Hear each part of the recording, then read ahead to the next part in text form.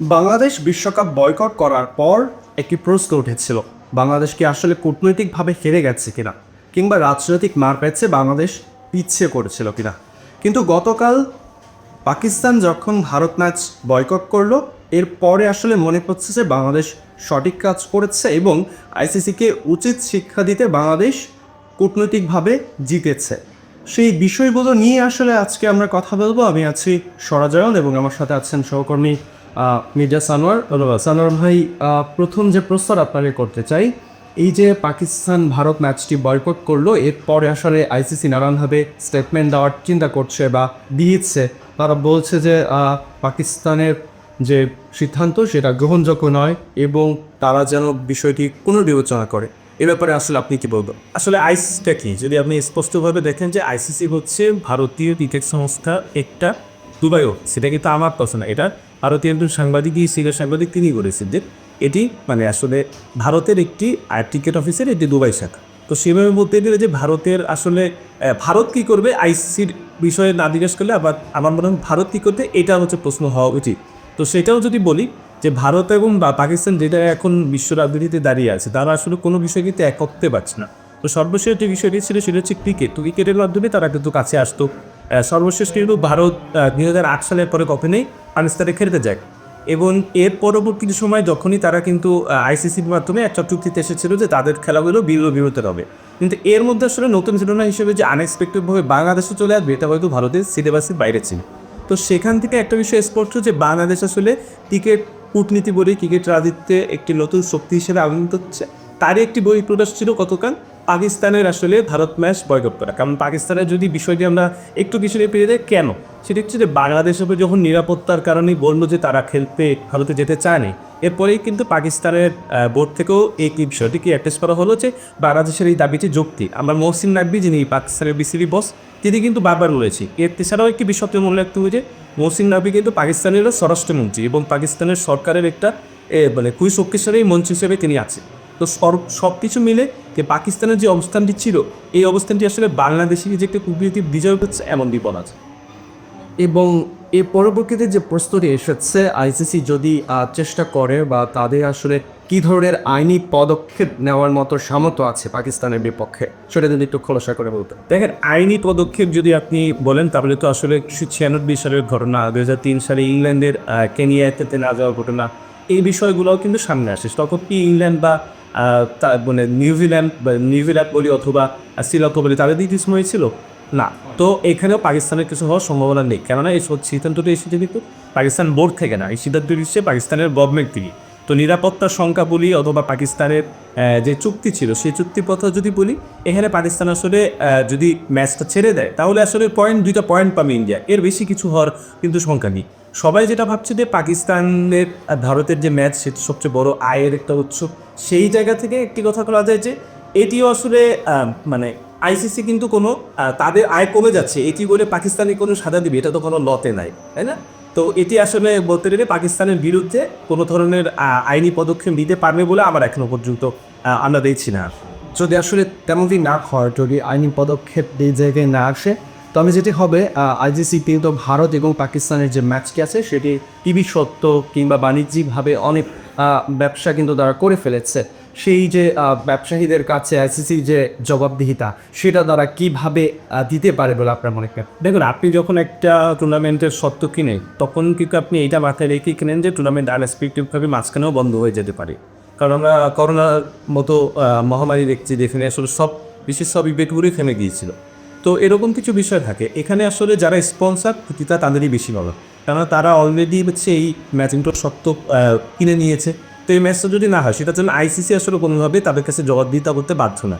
কারণ আপনি যদি আন্তর্জাতিক নিয়ম দেখেন, আন্তর্জাতিক যে স্পোর্টস লগুলো আছে সেগুলোকেও টিভি রেক্স ইনার বলে যদি সেই ম্যাচগুলো না হয়, তাহলে হয়তো একটা ক্ষতিপূরণের বিষয় সামনে আসতে পারে, কিন্তু একবারে যে পুরোপুরি টাকাটা ফেরত দিতে হবে আইসিসিকে এমন বিষয়টি না।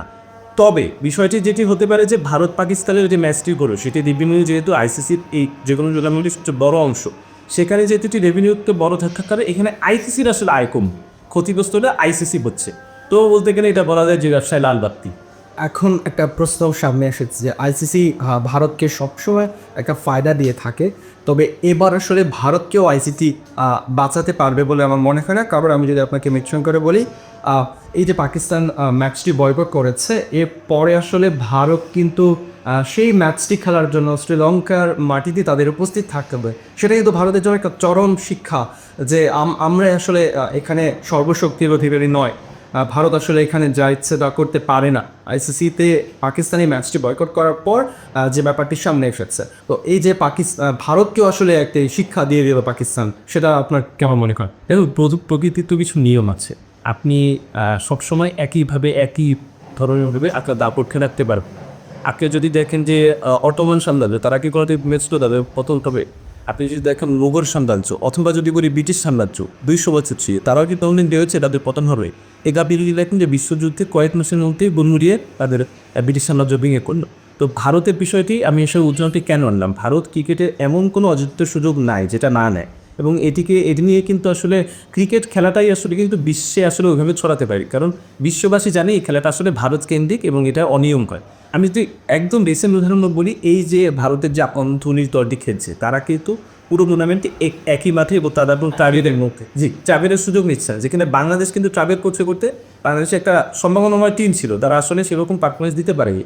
তো এই যে ঘটনাগুলো ঘটছিল বিগত সময় ধরে, সেখানে বাংলাদেশ এবং পাকিস্তান এমন একটি অবস্থানে দাঁড়িয়েছে, এখানে আসলে আস্তে আস্তে আরও দেশগুলো বলা শুরু করবে, এবং ভারত যে ভয়টি সবসময় দেয় যে আইসিসি থেকে তারা সরে এসে আলাদা একটি সংগঠন বাড়াবে, আমার মনে হয় না যে ভারতের ক্রিকেটের যে ওই যে উপরের দিকে যাওয়ার যে বিষয়টি, সেটি আর আসলে উপরের দিকে যেতে পারবে। কারণ আসলে আস্তে আস্তে সব দেশগুলোই তাদের অধিকার বলে, তাদের অবস্থান বলেন, এগুলো নিয়ে কথা বলা শুরু করবে। কেননা বাংলাদেশ এবং পাকিস্তান কিন্তু দেখিয়ে দিয়েছে যে খুব ছোট ও অবস্থা থেকেও প্রতিবাদ করা যায়, অন্যায়ের বিরুদ্ধে রুখে দাঁড়ানো যায়।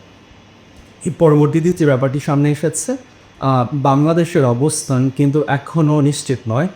পাকিস্তান কিন্তু শুরু থেকেই বাংলাদেশকে যে সমর্থন দিয়েছে, সেটা কিন্তু তারা প্রকাশ্যে বারবার বলেছে যে বাংলাদেশের সাথে একটা অন্যায় করেছে, সেজন্য আমরা বাংলাদেশকে সংহতি প্রকাশ করছি।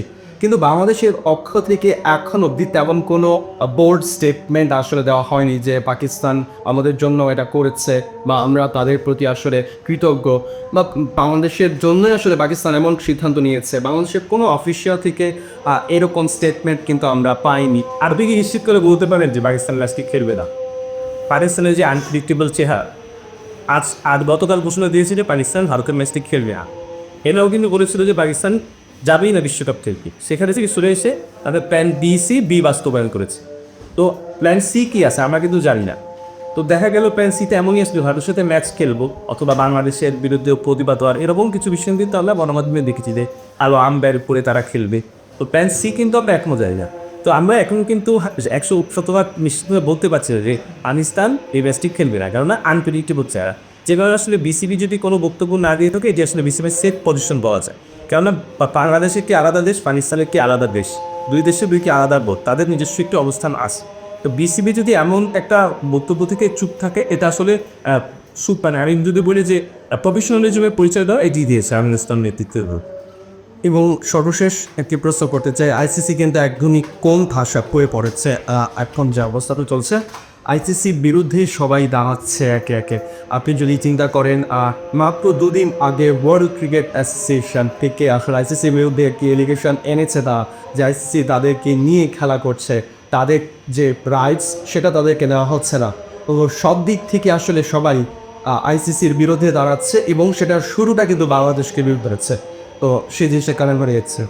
একটা কথা আছে না যে খাপি যদি গাড় পায়ে পড়ে তাহলে সুসাও লাফতি মার। তো এই প্রভাবটি কিন্তু বাংলাদেশে অনেক আমরা শুনেছি, সেটি আসলে বাস্তবিক প্রমাণিত আইসিসির এই বিষয়টি। দেখেন, আইসিসি তো আসলে একটা গ্লোবাল অর্গানাইজেশন, যারা আসলে সারা বিশ্বেরই ক্রিকেট নিয়ন্ত্রক সংস্থা হিসেবে সব জায়গায় কলম করছিল।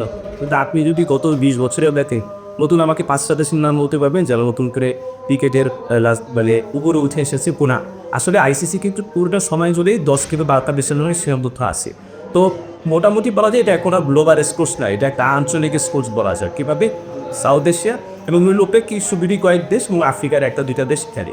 সো ওভারঅল আইসিসির এই বিষয়টি যেভাবে কনফিউজ হয়ে পড়েছে, আমি ব্যক্তিগতভাবে পরে তাহলে মনে করি যে আইসিসির এই অবস্থাটা আসতোই। কারণ আপনি মানে দুর্জনের ছলের অভাব নিয়ে একটা কথা আছে। আবার একটা কথা আছে যে চোরের 10 দিন গৃহস্থের একদিন। তো আমার মনে হয় যে ওই চোর, আইসিসি যে চোর, সেই চোর এবার ধরা পড়েছে এবং এই চোরের আরও পিচ্ছা, আরও ভিতরের বিষয় সামনে আনিয়ে যেগুলো আসলে ভবিষ্যতে আইসিসি যদি তাদের এই অবস্থান থেকে সরে না আসে, নিরপেক্ষ অবস্থানে না আসে, আরও পথকে কোশ্চিন সরে তুলতে আইসিসি। যেটা শুনছিলেন আসলে সর্বশেষ আইসিসি কিন্তু এবার একটা ভালো রোশানলে পড়েছে, একদম কোন ঠাসা হয়ে পড়েছে বলা যায়। এবং সর্বশেষ পাকিস্তান আসলে শেষমেশ ম্যাচটি খেলবে কিনা সেটাও এখনও কিন্তু নিশ্চিতভাবে বলা যাচ্ছে না, সেটা পাকিস্তানের উপর নির্ভর করবে। তবে আইসিসি এবং ভারতের এককভাবে একটি শিক্ষা হচ্ছে বলে আমরা মনে করছি। আপনাদের আসলে এ ব্যাপারে কী মন্তব্য সেটা কাল বেলার পর্দায় আপনারা কমেন্টস বক্সে জানাবেন।